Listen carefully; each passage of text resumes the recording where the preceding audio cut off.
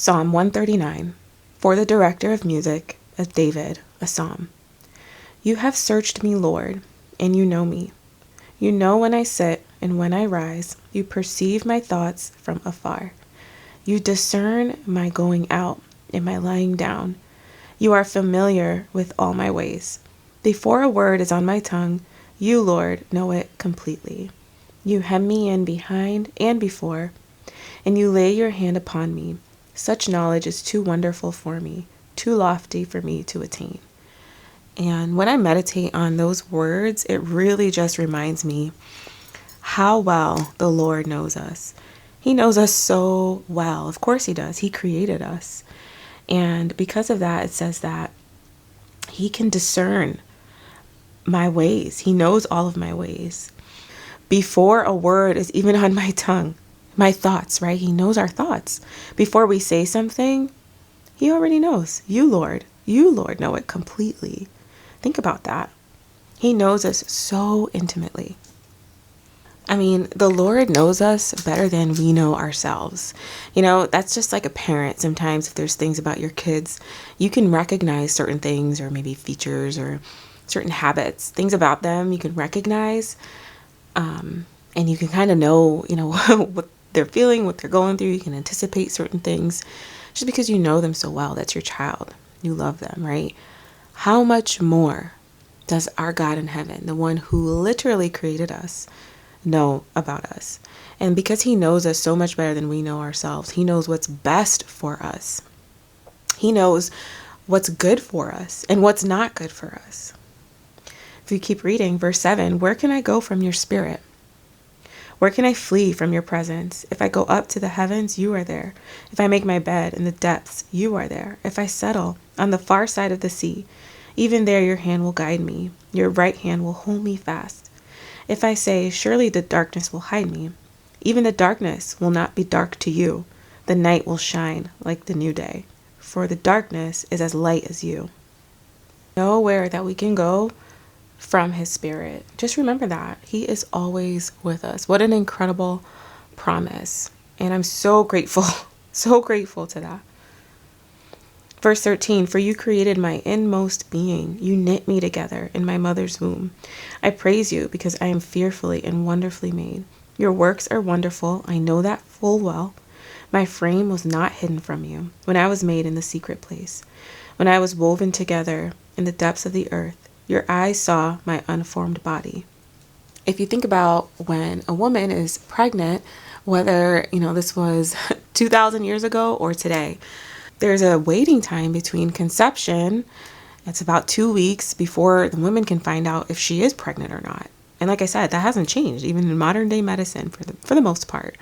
But God knows, right? My frame was not hidden from you when I was made in the secret place, when I was woven together in the depths of the earth.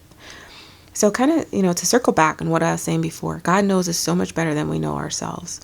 He even knows every single day that is before us, before we even live a single one of those days. Think about that.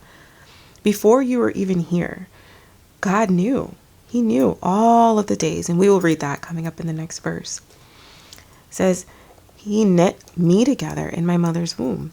And I love the word knit, if you think about that, woven together, created. All the days ordained for me were written in your book before one of them came to be. How precious to me are your thoughts, God. How vast is the sum of them. Were I to count them, they would outnumber the grains of sand. When I awake, I am still with you. If only you, God, would slay the wicked. Away from me, you who are bloodthirsty. They speak of you with evil intent. Your adversaries misuse your name. Do I not hate those who hate you, Lord, and abhor those who are in rebellion against you? I have nothing but hatred for them. I count them my enemies. Search me, God, and know my heart. Test me and know my anxious thoughts. See if there's any offensive way in me, and lead me in the way everlasting. Verses 19 through 22 is talking about despising evil. We should despise the things that God despises, because if God despises it, then it is not good. He is good. He is all things that are good. And verses 23 and 24 is such an honest prayer. It's something that you can, even if you have a prayer journal, write in your prayer journal. Have it be a really honest prayer between you and God. Search me, God, and know my heart. Knowing that He created you, right? He knows all of your thoughts. He knows all of your ways. He knows you better than you know yourself. He knows every single day that you will live on this earth and how you will live it. He knows the things that you are going to say before you even say it. And so knowing all that, this is a really hard thing to pray.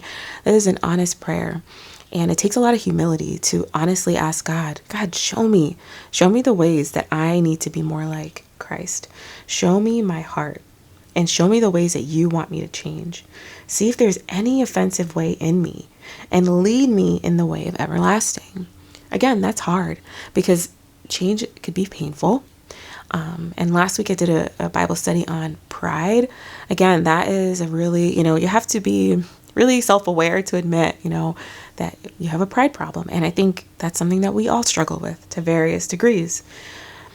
But I think, I just want to encourage you to write down Psalm 139, verses 23 through 24, and regularly pray that with an open heart, asking God to show you the ways that He wants to change you. So that's all I had today. I just wanted to read through Psalm 139. Again, I want to encourage you to read through it yourself, study it for yourself, and write down Psalm 39, verses 23 and 24 in your prayer journal if you have one, or put it on a sticky note and put it somewhere in your home so you can pray that throughout your day. I hope you have a wonderful week this week, and I post a new Bible study video on Wednesdays and Fridays at 7 a.m. Eastern. Can't wait to study the Bible with you again. Bye.